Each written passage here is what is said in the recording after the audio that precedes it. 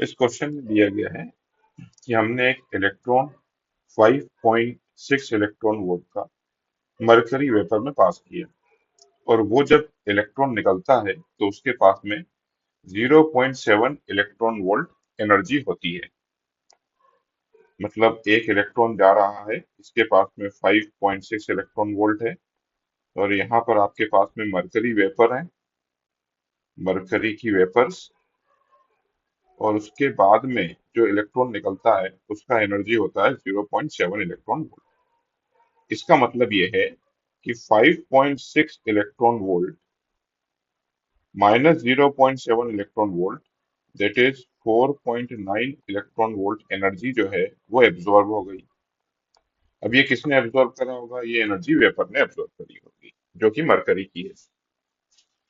अब मरकरी के मैं एटॉमिक लेवल्स अगर मैं देखूं तो शुरुआत में तो फिर भी आपको देखिए 10.2 इलेक्ट्रॉन वोल्ट का डिफरेंस दिखाई दे रहा है, और उसके बाद में जैसे जैसे आप ऊपर जाएंगे तो आप देख लीजिए वो एनर्जी लेवल इतने ज्यादा पास में हो जाएंगे कि वो ऑलमोस्ट कंटिन्यूस हो जाएंगे।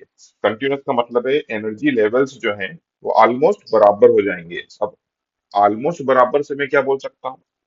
अगर एनर्जी लेवल्स ऑलमोस्ट बराबर हो जाएंगे तो वहां पर जो वेवलेंथ निकल रही होंगी वो भी ऑलमोस्ट क्या मिलेंगी? हमको कंटिन्यूस मिलेंगी, क्योंकि एनर्जी लेवल्स जो है वो ऑलमोस्ट सेम है।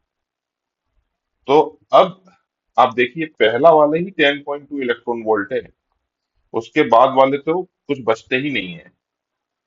तो 4.9 इलेक्ट्रॉन वोल्ट वाला, मतलब यहाँ पर इन्होंने मुझसे मिनिमम वेवलेंथ पूछा है, मिनिमम वेवलेंथ ऑफ फोटोन, मतलब मैक्सिमम एनर्जी ऑफ फोटोन। तो मैक्सिमम एनर्जी ऑफ फोटोन वाला जो भी सिस्टम होगा उसके पास में 4.9 इलेक्ट्रॉन वोल्ट एनर्जी होगी।